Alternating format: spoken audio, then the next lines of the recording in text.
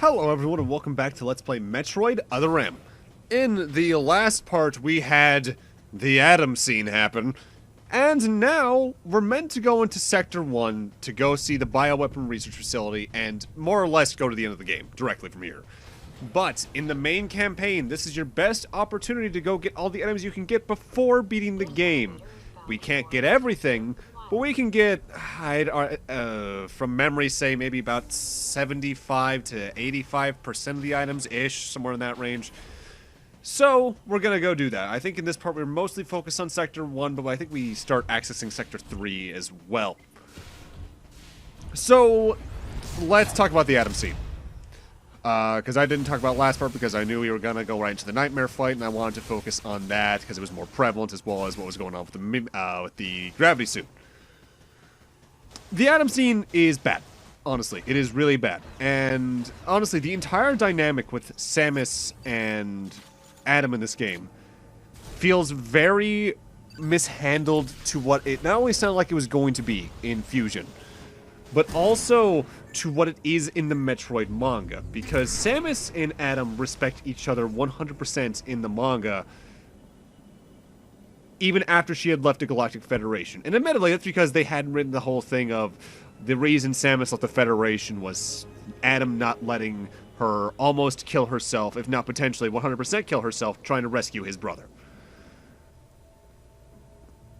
I don't think that it works, though. Because it's just the way that he treats her is so out of line with everything else we know about him that it really feels super alien. And people will say, oh, that's just because it's the dub. The Japanese script is so much better. Sakamoto was the main director for this game, and like this was basically his biggest baby. Like he put all of his soul into this game at the time. It just didn't work. And people see that and still go, oh, but it was the dub. He led the localization. This was what he thought worked for Metroid, and honestly, it does not work. Adam... Oh, God. I feel there's potential for what they wanted to do with Adam and Samus in this game, in the base idea of it all. But they really completely mess up the landing of it. I would get maybe not wanting the Metroid manga to be canon anymore, the one that came out before Zero Mission. But I would say the way to fix that is just set this game before Metroid 1, like I had alluded to a couple times already. That would make the death make more sense, it would make the Ridley panic attack make more sense, which mainly people have also brought up, and I'll bring this up again in a moment. There is some animosity that Samus is clearly very emotional at seeing Ridley in Prime, because that's why she stalks him all the way to Talon 4. But Prime's canonicity at this point is all over the place in yes, no, maybe so. So that's a whole different topic, I feel. Some people try to also excuse this game by just making up complete fan theories. One of the most famous ones is that Samus isn't Samus in this game. She's a Galactic Federation clone. And I have the Reddit page that's like spread this around a lot to try and talk about it. So the reasoning, there are 7 major reasons that people say that Samus in this game is a clone. The first is that she wakes up at the Galactic Federation facility and they test her equipment there, which would be done to test a new clone. Next, she has all her power-ups turned off at the start with the authorization system, which is dumb. But that also includes the defensive stuff. In this person's mind, why would you turn off defensive upgrades if not to test the limits of the suit that they're working with? They then go on to say that Adam's death isn't exactly like what it was in Fusion, to the point where it might be faked. I mean, we do never see Sector 0 explode. They have a point there, but there's a point where you don't want to show every detail because then that shows how it's impacting the character more than the storyline. They then go on to mention that thing I just mentioned about Samus being traumatized by seeing Ridley, whereas she was reacting to Ridley negatively in the first game, but by the time he shows up in Prime 3, there's like nothing there at all. The next note is that she completely obeys the Galactic Federation, but that I feel is more so in line with the inconsistency in what a bounty hunter is described as between Western and Eastern audiences. Like to us, we think bounty hunter, we think like classic Star Wars Boba Fett, whereas especially in Japanese culture, she's more or less treated as a contractor that works only with them. Like, there's that whole thing that people bring up about when Prime 3 is being developed. They wanted Samus to do bounties, and Nintendo was like, what? Why would she do that? Because that's not what that is to them. Then they go on to bring up some stuff from Fusion, namely how the SAX managed to clone all the parts for a suit, unless the Galactic Federation had something like that laying around, but I think that's reaching. This door, by the way, is annoying. There's a missile tank behind it. We can't get that until we beat the game. It's one of the only times, if not the only time, the game does that without locking it behind the final power-up. The final note this clone theory brings up is the gun that Adam hits us with to completely disable Samus' suit. He just made a good shot. Guys, come on. I get wanting to make cool fan theories, but I really feel like people try to excuse this game's bad writing at whatever turn they can because they're apologists. And look, if you like the game, you like the game. But we gotta admit our favorite game's faults, guys. Like, I love... What's a good example? I love Final Fantasy VII. Let's go with that. It's not my favorite Final Fantasy, not by a long shot. That's still 4. But 7's still solid. With that said, the materia system is buggy as all hell. The translation of the PlayStation 1 version, and it's fled over to the original PC version, is piecemeal as all hell. And it's just got some weird jank from its age here and there. I still love it to death. And people who like this game, hey, more power to you. But the writing's still not great. Also, you're meant to get that particular power-up I just got by using the grapple points over here from near where we got the fusion beam. But you can just shine Spark up in that room. That's always my way to do that. But that's it. Let's also go into another topic that I've always felt a little bit weird about this game. This game completely establishes, supposedly, that the power suit not only is biologically linked to Samus, like they bring up in Fusion, it's generated in a way by her willpower. That's why when she's having the panic attack, she starts to phase out of it. When she gets shot by Adam, she gets knocked out and it gets knocked out of her. I've always found that a bit weird. Like, yeah, she seems to be able to take it off at, like, the snap of a finger. But I always figured that was more so her drawing it out of the Zero Suit, because the Zero Suit has always meant to be, at least as soon as they've done the blue one, just more or less an underlying section of the suit, more so than just clothes she wears underneath it. I feel like the only reason they made it work the way they did in this game was so they could do scenes with her without the suit, without her having to, like, actively take it off willingly. So they could have a moment of her having a moment of weakness with Ridley and then do stuff from there. And here's the thing, Samus having a moment of weakness isn't a bad idea inherently. I think she's meant to be more badass than anything in a lot of regards, especially given her origins with the whole inspired by aliens thing and alongside some other influences. But the idea is alright. I think Prime 3 makes her show some weakness really well, especially with the vomiting scene, and even though it doesn't happen too often in Dread, because they like to really show her for being a kick-ass destructive monster like she can be, Dread has a couple moments like that as well. I think just going all out with what they did just flops. And in a lot of ways, I want them to give... I don't want to say what other M tried to do another shot, but I want them to give Adam another shot in the series, and I want them to give a more talkative, story-involved dialogue Samus another shot. Because I think there's a lot of potential for what they could do with it, especially if they do some of the ideas people are thinking for Prime 4, because there's that whole Sylex thing, and the theory that Sylex might be her brother. We'll see whether or not that pans out. We'll see whether or not this video gets really poorly aged, even within a few weeks. I was actually laughing on the build-up to that Nintendo Direct, I believe I mentioned a couple parts ago, where they revealed, say, the Live Alive remake, the February 2022 Nintendo Direct either way. I was making some comments to myself in the back of my head, like, if they reveal the Prime 4 release date there, and it's like story stuff, this is going to immediately date parts of this LP, and it's going to be hilarious.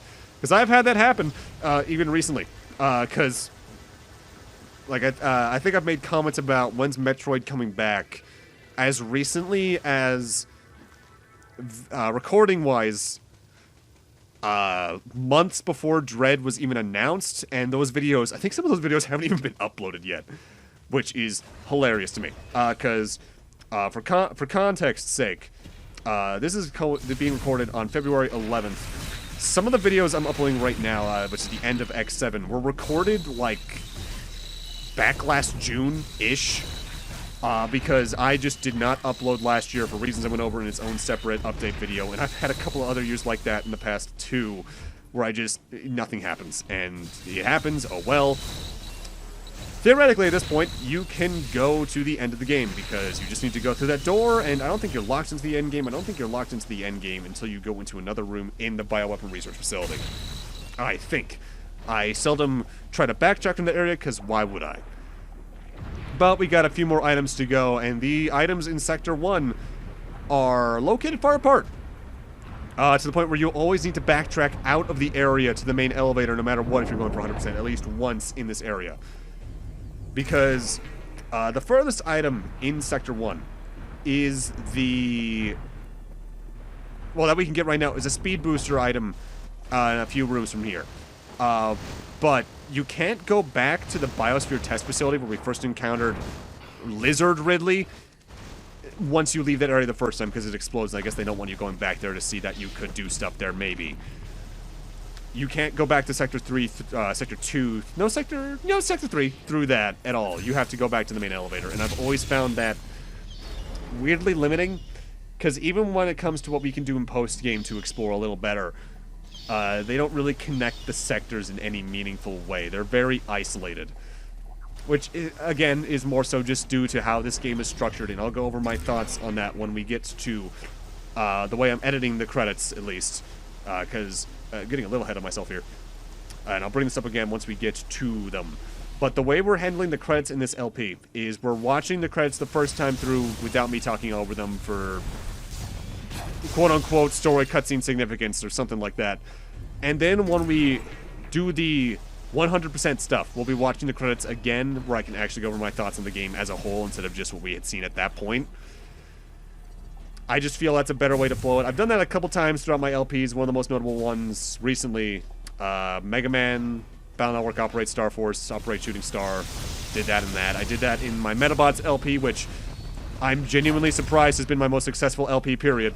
I put a lot of work into that one, yeah, but it's mostly just because I think it's an obscure game that doesn't have many playthroughs on YouTube.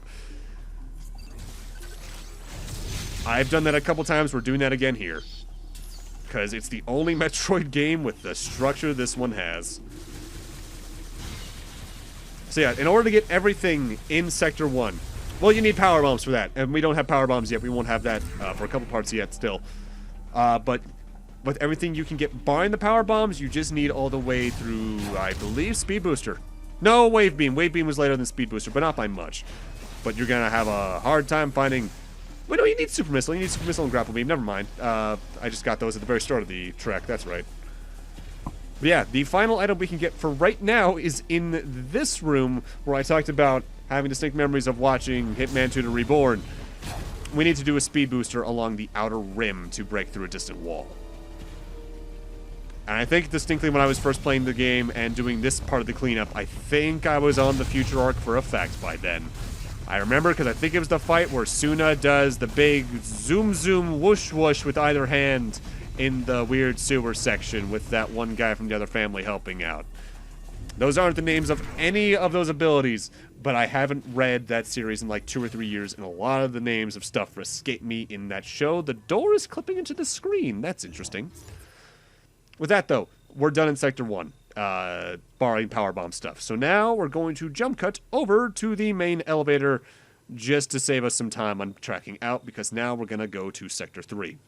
Again, I genuinely can't remember how far you can get in the main sector at this point in the game, backtrack-wise. I want to say the elevator a few rooms after Adam is where you're limited to go, because they just don't let you progress. But I don't remember, because I almost never try. Usually, in the rare case I come back to play this game, I stop at what's necessary, basically. I get maybe half of what I have now, and then I just go beat the game. I do the post-game quote-unquote quest, and then I'm done. 100% doesn't really do much in this game, because this doesn't have any, say, extra ending images. The most it does is unlock very specific things, which on the console I would normally play this on, because I wouldn't normally play this on the Wii. I already have everything unlocked, so why would I even try to, you know?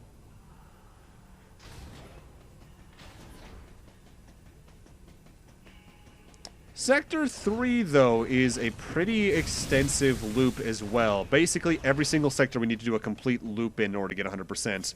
Although we can get our first item as early as this room, where we first got the grapple beam, because now that we have the super missile, we can take care of that door there on the left. With that said, you can see a power bomb door there on the right. We're not going to be done in this area until we have power bombs either. Again, actually, no, I think this is the first time I'm bringing it up, sort of. I'll bring this up again when we actually get to the post-game stuff. But Other M continues a trend that Fusion and... Well, no, not so much as Fusion. This is more so a zero mission problem. You need the power bombs in order to get 100%, and the power bombs you get so late in the game that you need to do a massive backtrack to get everything. Dread does that as well, and I wish they would go back to what they did in Super and Fusion, where, yeah, you probably had to backtrack a little bit, especially in Fusion's case. But that's mostly because that game had a disgusting amount of power bombs. And you can just get as much as you can along the way, if not like 90% of it. Helps that in the 2D games, traversal is just straight up faster. But we're not finishing cleanup this time. I believe we're finishing it up next time. With that, I'm going to need to end this off here. Thank you guys for watching. And in part... I think this is part 16 right here. In part 17, we're going to do more cleanup and probably start heading our way towards the end of the game. See you guys then.